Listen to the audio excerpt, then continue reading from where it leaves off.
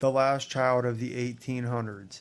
Emma Martina Laguina Morano was born on November 29, 1899 in Savasco, a tiny mountain village in northern Italy. She was the oldest of 8 children born to Giovanni Morano and Matilde Bressani, a hard-working family living in the rugged hills of Piedmont. Emma was born before electricity reached most homes, before cars filled the streets, before women could vote, and even before the world had ever seen a world war. And she would live long enough to witness 3 centuries of human history. The world Emma was born into. When Emma was born in 1899, William McKinley was the President of the United States. Queen Victoria still ruled the British Empire. The Wright brothers had not yet flown. Radio didn't exist. Movies were silent. Most people still traveled by horse. Emma's life began in a world closer to the 1700s than today.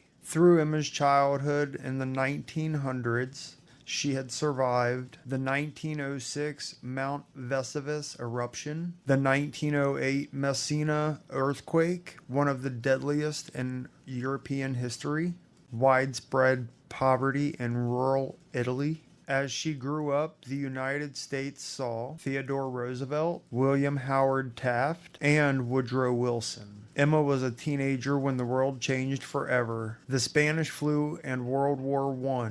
At age 15, Emma lived through World War I, which spanned from 1914 to 1918, the 1918 Spanish flu pandemic, which killed 50 million people, and she survived both. During these years, the U.S. saw Woodrow Wilson lead through World War I, the rise of the modern industrial world, and Emma watched young men from her village march off to war, many who never returned. The 1920s and 1930s, a new life. In the 1920s, Emma moved to Verbania and worked in a jute factory, then as a cook. She married in 1926, but the marriage was abusive. In 1938, when divorce was illegal, she separated from her husband and lived independently for the rest of her life. During these decades, the U.S. saw Warren G. Harding, Calvin Coolidge, Herbert Hoover, and Franklin D. Roosevelt.